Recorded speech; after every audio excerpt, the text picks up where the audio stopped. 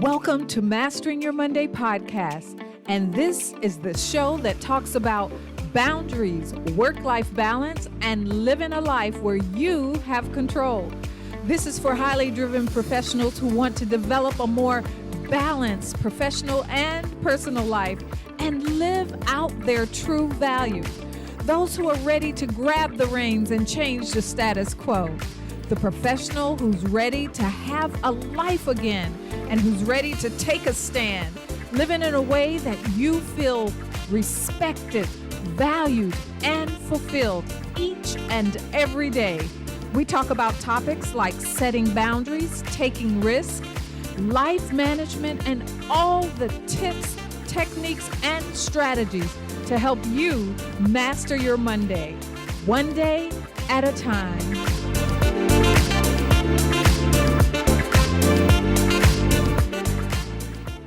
In our super busy tech-filled lives, we so often feel like we don't have enough time to do everything. But those pieces of life that are most important to us should not be compromised because of lack of time. How do we make time for ourselves and preserve our mental and physical well-being? We're now headed towards that time of year where life is going to get even busier, and we'll be running from one activity to another. How do we find time for ourselves in the midst of it all? Look, I love a great conversation. So pull up a chair, ringside that is, and let's talk the real deal today on episode 24. School's in session, holidays are coming. What about some me time? There is something to be said for knowing your non-negotiables. Those things that you just won't budge on come hell or high water. If you haven't determined what they are, then this is the perfect place to begin. This is your foundation for building your formidable plan moving through the end of this year. The first step is to actually get a sense of what you're doing. What's already there in your pipeline? What type of things are you doing day to day to fill up your day? How are you spending your time on a daily basis, even on a weekly basis, on a monthly basis? What are you doing when you wake up in the morning all the way till when you go to sleep? And what time is just getting away from you? What would be important for you is if you had less time, what things would actually be more important? You see, I had to repeat that. If you had less time, what things would you throw by the wayside and what things would you make sure you do in that less time? It might even mean rethinking the way you spend your money or even how you prioritize the obligations in your life. You only have so much money, and with that money, what are you going to do? How important is it to maybe get vegetables versus more meat? All these things. How are you going to change it if you had less money or less time?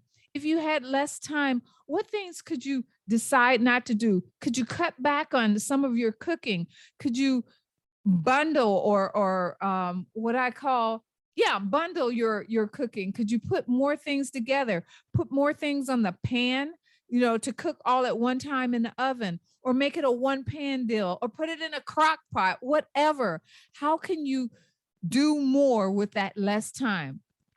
And one way to figure out these pieces might be to ask yourself this all important question: what would I miss if this particular thing disappeared from my life? What a powerful question. What would I miss if this particular thing totally disappeared from my life? What would I miss? And then if you looked at everything in your life through those lenses, you'd be amazed how many things that you would throw aside. And the answer could range from things like, being able to see your children grow up, being there for the important things in their lives, being there when they need you, when they need to talk to you, when they need to share things from you, or being able to make a good contribution to your job, a worthy contribution to your job, not just doing it, not just making sure things are done, but doing things with excellence. How about helping out your community? If you had more time, you would be able to do those things in the community. Be part of that food drive, be part of that clothing collection, hand out backpacks to kids going back to school, but you would have time for those things. How would you help other members of your family as they get older? Maybe go over to their homes on the weekend and help them with things that they couldn't do, couldn't reach, couldn't get to, that going up the stairs would be too much for them. All these things. Listen, sitting there and listening and talking to them or listening to them or reminiscing with them, going through old books, but having the time to do those things. Or even, what does retirement look like for you? A lot of times we think we'll sit around doing nothing, and that's the last thing that I want to do. I will be busy. I'm just made like that. So, what would you do in your retirement? Would you be sitting on the couch watching TV every day? Or would you be finally making time to do those things, those community things, those family things, those things that you always wanted to do in your home? Will you finally make the time to do those? And let me say, schedule those in your day, because if you don't put them on your schedule, they won't get done. So, in order to not let these important pieces slip away, these important things that you want to do in your life slip away, you want to try to take a few minutes each day for some self care and reflection. Think about what you need and want, and then plan your day accordingly. And for me, that begins at the beginning of my day before my day gets zooming. Because once I get started, even if I try to take that time in my day, it's just not the same. So I actually get up each day a little early so that I can have that time for meditation, have that time for reflection, and have that time for prayer. That I can set my day up and think about the things that are most important that I get accomplished in that day. That is how I start my day and how I plan my day.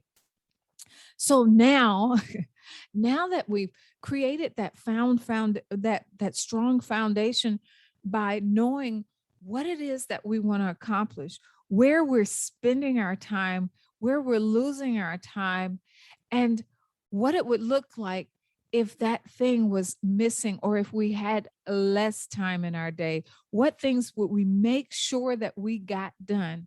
Now that we have that strong foundation and we have those questions answered, and I hope you do, we can start building the plan to reach our destinations. And I want you to notice, I said destinations.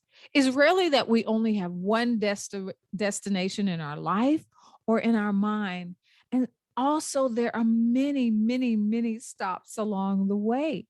So we want to just kind of have an idea of the big picture, where we want to go, what's our main destination, and all the points along the way to get there. We're forever making shifts and revisions too as we learn and grow through the process. We find that maybe this isn't the way we want to go, or even that there's a better way to go, or a more efficient way to go, or a more effective way to go. And we start building that in our plan also. So the thing is to remain flexible but vigilant along your way for anything that pops up that may make you or help you be more efficient, more effective, and more excellent. You want to actually avoid high stress levels, impatience, and procrastination. And these things often arise when you have that busy lifestyle. It's important to plan out your time so that you're clear on how you want to spend your time. And you're less likely to be frazzled or confused when something is thrown in there to throw you off, because you know what your game plan is, where you want to go, and you can make that strong determination. And am I going to let this shift my course for the day? Is it important enough for me to pick it up and let something else go? Because when you pick something else up, you've got to let something else go. We only have 24 hours in a day. So if we're going to take up an hour with something else, we're going to have to let something go for that hour, because that's how we serve in excellence. There are so many different ways of planning your time so that it fits with your goal. And some examples are, if you want to dedicate more time to your family or friends, then there are techniques that you can use, such as scheduling, actually scheduling it, putting it on your calendar. I like to do that. Even my time with my husband, our date night or movie time or whatever, I like to schedule it on my calendar, because then for me, it is in goal. It's got to be done. Also, scheduling those in-person conversations when you want to sit down, like someone say, "Hey, I need to talk to you about something." Why not actually put it on the calendar? And here's why. When we take the time to put something on the calendar, we are making the commitment to be 100% present. When we don't put it on the calendar and we just slide it in all during that conversation or whatever, we're often also thinking about all the other things that we need to get done. And so our mind and our body is not 100% present with that conversation and with that person. So you set them up. Another way is to do it on specific days. On these days, I'll do this type of task. So on Mondays is a great day that I do most of my um, social media for my business, or that I do my videos, the things that I hand out, because I want you to master your Mondays. So what do? I try to give you as much as I can, my podcast, all of these on Monday, to help you set up the rest of your week. If I gave it to you on Wednesday, the week is half gone and you've missed a great tip. If I give it to you Friday, yeah, that may work if you really think about it over the weekend to set up your day on Monday.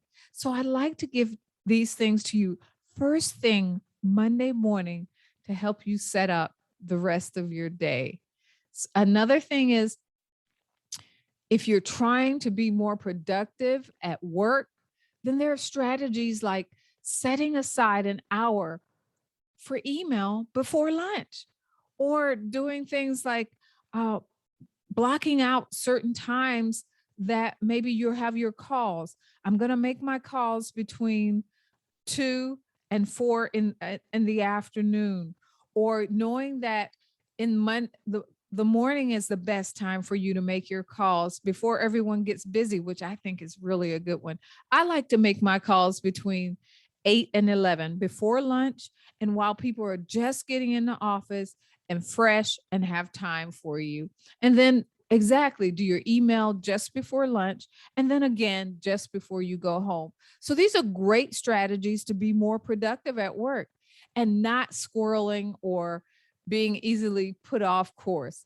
And then scheduling only one meeting per day. Meetings are definitely a time suck. Sometimes we're having a meeting about having the meeting. So scheduling one meeting per day is a great, or take one day, here's another one, and do all your meetings on that day. But those are ways to be very super protective about meetings. And that's family meetings as well as home meetings. So, maybe family meeting is the first Saturday of every month. And you know that on that Saturday for an hour, you're going to get together and discuss everything that's coming up for the month, because I said the first Saturday. So everybody gets together in the family. They go over their schedules. So everybody is aware of what's going on in that month. And also, um, anything important that they need to put on their calendar. Okay. There is so much. So ask yourself, here's another one. Ask yourself, what are the priorities in your life? What's really important? What happens if those priorities change from one day to another? How will you deal with that? Will you be able to roll with it? Are you flexible? Are you finding out sometimes what we think? Get this. Sometimes what we think is a priority isn't necessarily as important as we thought. And so you have to be flexible to realize that as you go along and you find out, hey, this really isn't important to me, then you move that down the priority change and bring something that you're finding out or you found out is even more important up higher. So it's important to know what your priorities are and to check them day to day, because what may have been a priority this day, you found out something else happened later in that day. And so it's more important that you get that done at the beginning of the next day than finish this other thing and say, oh, okay, I can finish this on Friday. As long as I get it before Friday, that's important. That's okay. And so you schedule accordingly. So it's always good to check your priorities every day. And again, be flexible with those priorities. Also, be flexible with people's expectations from you. You got to remember that's their expectation. And so a lot of times just having that conversation on what do you want from me? A lot of with me, one of the questions that, or with my bosses in the past, there's always a lot of tasks to be done during the day, right? And they're always giving you more tasks. And so each time my boss would give me another task, I says, okay, I would run this down. You want me to do this? I have this to do. I have this to do and this. Which is most important? What do you want me to get done first? That way the onus is back on them. You know what their expectations are, and you can plan your task accordingly, especially when someone else is in charge of your life or that particular part of your life. You need to know what their expectations are. And instead of the stress and fret about trying to get it all done, you tell them, these are the things that you've ironed out for me to do. They can't all be done today. Tell me the two or the one most important thing that I need to do before I end the day. The onus is back on them. And they tell you, I need you to get this and this done. Because a lot of times people realize, even when it comes to priorities that they give you, that when they have to make a choice, certain things aren't as important as they thought. So, what are some things that make it difficult for you to find balance in your life? You need to start looking at this. And once you determine that, what changes can you make in order to make them less stressful or overwhelming? Is it that people all of a sudden throw you off or you get easily distracted? So how can you change that? How can you change being overly distracted? And sometimes it's a simple matter of closing a door. If closing a door and not allowing people in at a certain time, then do that. If that makes it less stressful, not taking phone calls at certain times, or staying focused on a task, time blocking, all these things will help you have a more balanced life and make it less stressful and overwhelming. But first, you need to determine what the changes are that you can make. The thing is, most times we don't take the time to ask these hard questions or really don't even think about them. All we do is we get caught in the moment. That the work I like, the thing is, the work I like to get in the weeds with my clients is really to hash out the best strategies and to help them move in a more fulfilling way. That's the thing that I really love. I love getting in there with you and saying, okay, asking these hard questions and giving you time and space to answer them. Because until you're asked these questions and you're really thinking about these questions, you don't answer them for yourself. So even once we map out our game plan, the question becomes, how do we stay disciplined?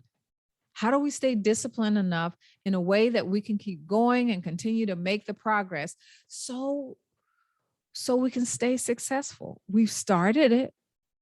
How do we stay successful in the process? Well, I have a few ways for you to do that. Are you ready?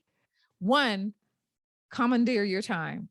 Do less of what doesn't matter to you and spend more time on what really matters to you. Do less of what doesn't matter to you and spend more time on what matters to you. And another, automate everything wherever possible. It takes away your mental energy for something else.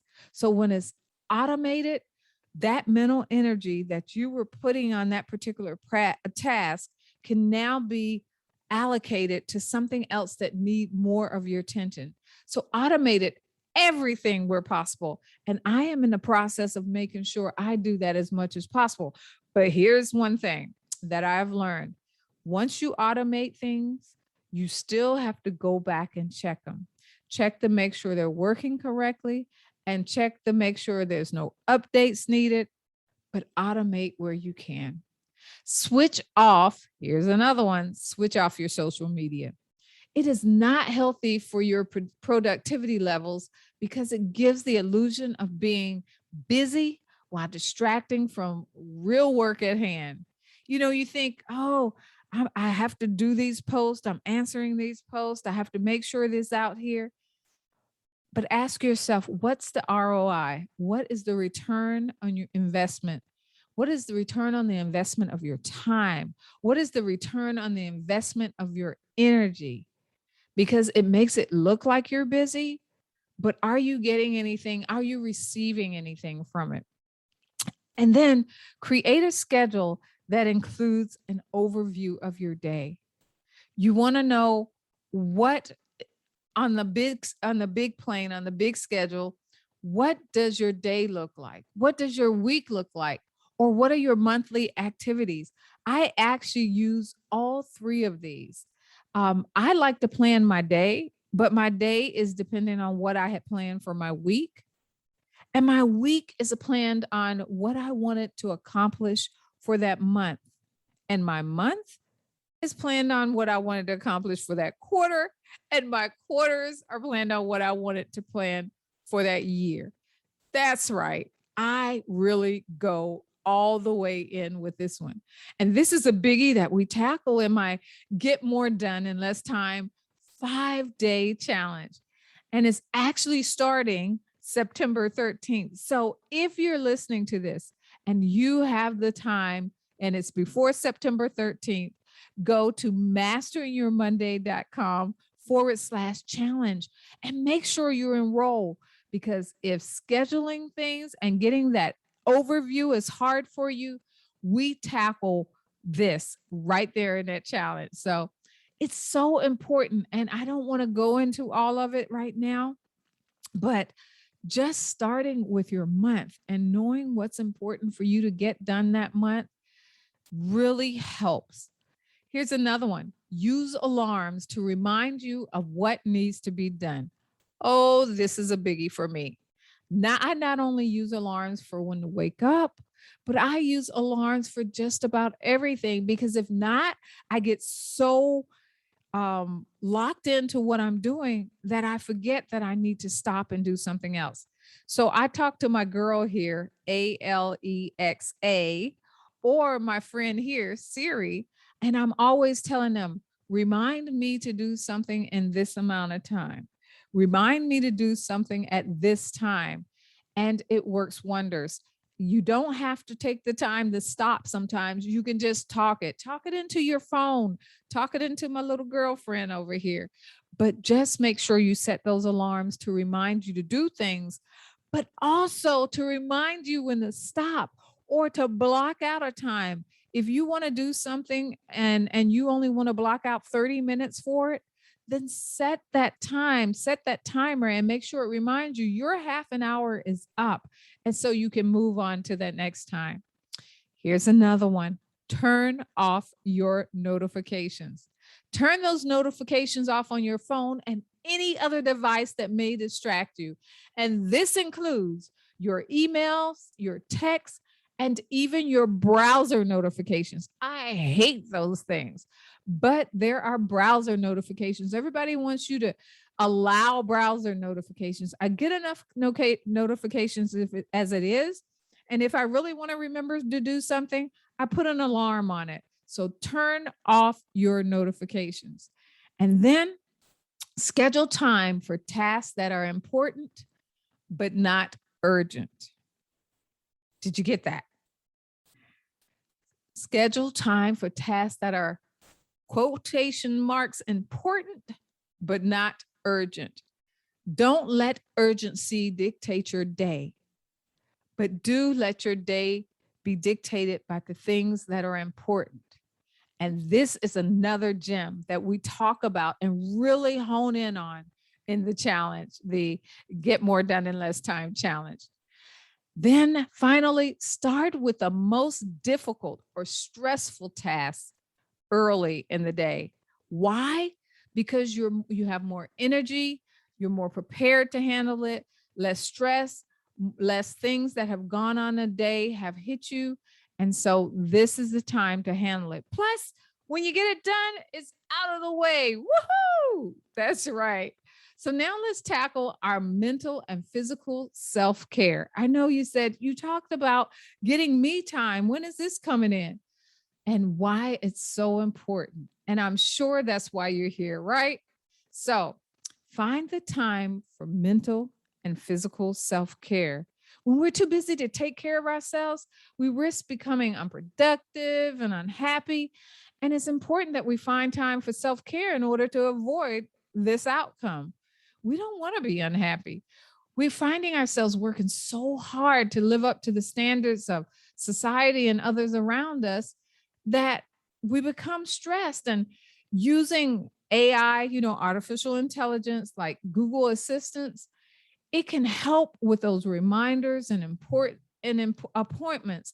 And it also helps us search for information that's requested by others so anytime we want to know things, use the AI and the stuff that is available to us to cut down on the time so that we have more time for ourselves.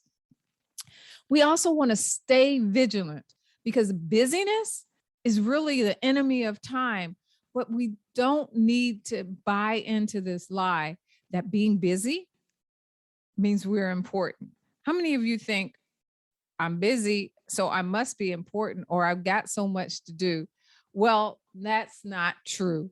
So one of the things I want you to understand is busyness is a lie and an enemy of time. Break your routine and challenge yourself to do something new from time to time. One of the things I found that things get stale when you always do it the same way. It's kind of like eating. If you ate popcorn every day, after a while, you never want to see it again. Or if you ate something you love, if you ate cake every day, after a while, you look at cake and the last thing you want to eat is cake.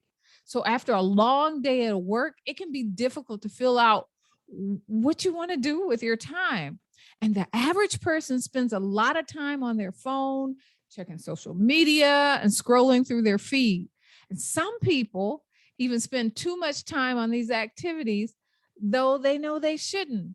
I'm one. There are times that I can get sucked down that abyss of social media or on the phone. So I plan my phone calls out. In fact, I have an office just for my phone. My car, most of my conversations are usually on my way to and from a destination.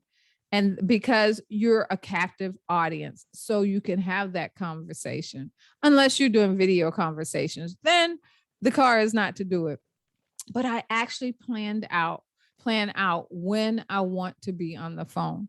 And I also plan out when I'm going to be on social media. I try to hit it first thing in the morning to make sure all my posts are out and make any comments to anyone that I need to comment on, or things that I need to be aware of. If anyone DM'd me, I like to make sure I take care of those. And then I try again just before I log off my computer in the evenings, just to make sure there isn't anything that I need to address. So make sure that you have a routine there. And then also, in order to break a routine and challenge yourself to do something new, try committing to an activity that you enjoy but normally don't have time for. So, how about reading? When's the last time you read? I actually make time to read. And guess when I do it? I do it when I'm on my treadmill, or on, well, it's not a treadmill, it's called a Helix. When I'm on my Helix exercising, I actually read on my Kindle and I spend that time. I've started making sure I do that, to give myself something fun to do. And by the way, being on my Helix and exercise is something else fun that I do. So that breaks my routine. There's sometimes after work, I will actually go there afterwards and do it then. Now, designers, developers, and entrepreneurs work hard to create something new every day. So there's no reason why we can't do the same thing. You know, breaking the routine is so essential for creativity because it actually challenges our brains differently than usual. And this makes it easy to, fall into a routine and not think about what you really want to do with life. So we want to break it up and be able to be more creative. Usually people have no idea of what they want until they have a breakthrough moment, and that changes everything for them. And so when you take this time to do something different and be creative, that's when we have those breakthrough moments. I want to remind you of something I talk about all the time, and that's our P teams. You want to know that you are not alone. You have your P teams, your professional team and your personal team. And your personal team are usually your family, or those around you who you know you can rely on and call on to. These are people who are willing to step in there and help you during times when you need help. And then your professional team, allow them to grow and do things, and don't stop thinking that you're the only one that can do things. So you are not alone. And there are others out there waiting to assist you and help you. How you schedule your time is important in making time for yourself. And a little self care can drastically affect your productivity and mood. Remember, I told you I take my time for myself first thing in the morning. Why? Because I need it. It's not just about something I like to do, but I actually need that time in order to regroup and prepare myself for whatever may come for me that day. It's also important that we take care of ourselves so that we can take care of those around us. If I'm not at my best, if my cup isn't full, how can I help those around us? And then we want to make a daily list of what needs to be done for the day ahead, including everything from breakfast to showering or work, whatever. So we know exactly what it is that we are doing, what we're spending our time on. And this list will help you stay on track with what needs to be done and when it needs to be done. Block out time for yourself at night before you go to bed.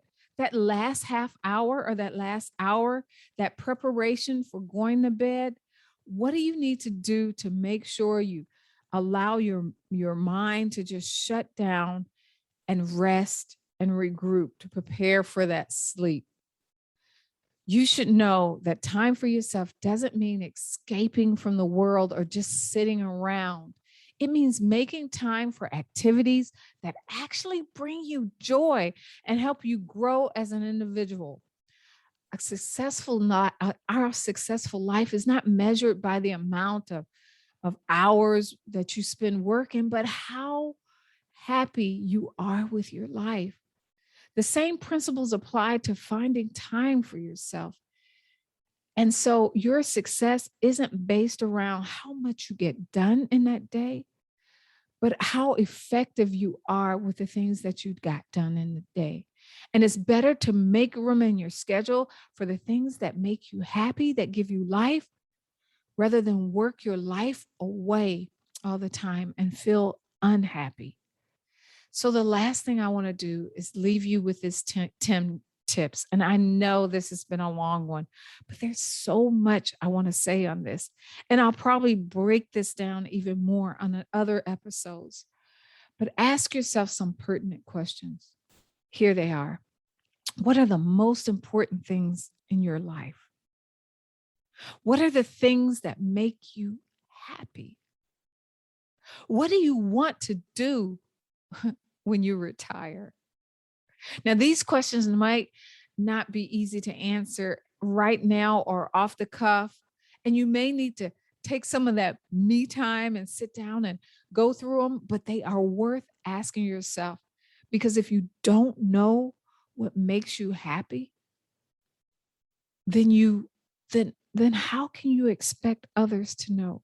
How can you plan out what it is that you really want to do in life? So here are the 10 things I wanted to tell you. Number one, prioritize. Figure out what is most important in your life and do that first. Number two, create a daily routine to follow, even on the weekends.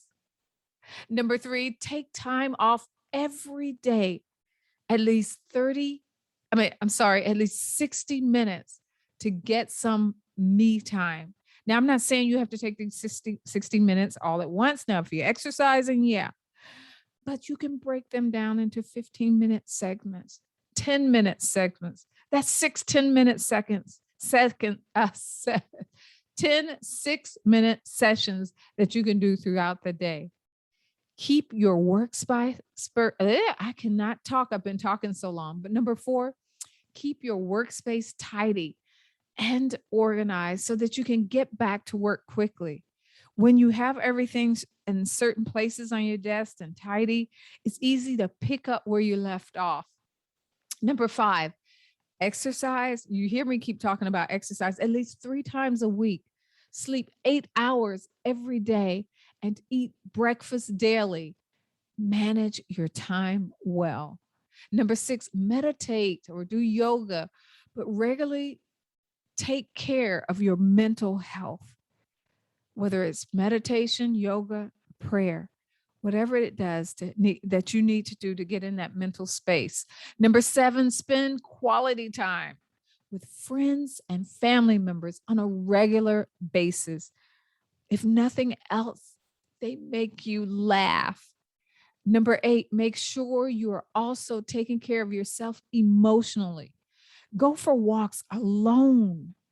Did you hear that? Alone or with friends regularly. But sometimes we just need to be alone.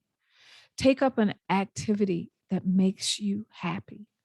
Number 9, know when it's time to take a break. This one was a long and hard one for me to learn, but it's important. Know when it's time to take a break. Number 10, learn how to say no. It might seem difficult, but there are always ways that can make it easier for you. I've given you 10. I hope you've taken the time to write them down. If not, rewind and re-listen. Make your self-care a priority and make a plan to include it in your everyday life. Taking care of yourself isn't selfish. It's a crucial part of life for your overall happiness and for your overall health. Try to find small ways to take care of yourself. Remember, I told you that 60 minutes can be broken up into 10-minute segments. That's 6 sessions of me time in a day. I'm so glad you were able to hang out with me today for our ringside chat. You are amazing. And I hope you enjoyed this episode. If you haven't done so already, make sure you hit subscribe or follow so you won't miss a single episode. Now, are you ready to learn how you can stop the busyness and be more productive on Mondays? Well, keep your ear out. In fact, I told you earlier in this episode that September 13th, I will be kicking off a powerful challenge to help you put in place some powerful ways to claim your time and part of your life back. And so take the time to go ahead and enroll. And you can do that on masteringyourmonday.com/challenge. I'm excited about it because I have an amazing tool that I'll be sharing to help you even after the challenge. Open enrollment is now live and you don't want to miss it. Make sure you head on over to masteringyourmonday.com/challenge and enroll. It is a perfect way to get on track for a successful year end. So don't forget, if you want to stay in the know and know what I'm up to and grab a few goodies, I have just the place for you to visit. And that is masteringyourmonday.com/pathway. Everything I'm doing, everything you may need is right there on that page, and some goodies for you too. Let me know how I can serve you further. And there on masteringyourmonday.com/pathway or in the comments is the place for you to do it. Oh, and remember, master every day like it's your Monday. Take care. Bye-bye. I want to thank you for listening to the Mastering Your Monday podcast. I hope you learned at least one tip or technique you can walk away with and implement today. Don't forget to subscribe, rate, and review the show, and let us know how much you enjoyed it and what you learned from this episode. We honor your time and your commitment to Mastering Your Monday podcast. And as always, we want to remind you, you are cherished, respected, valued, and in control. See you on the next episode.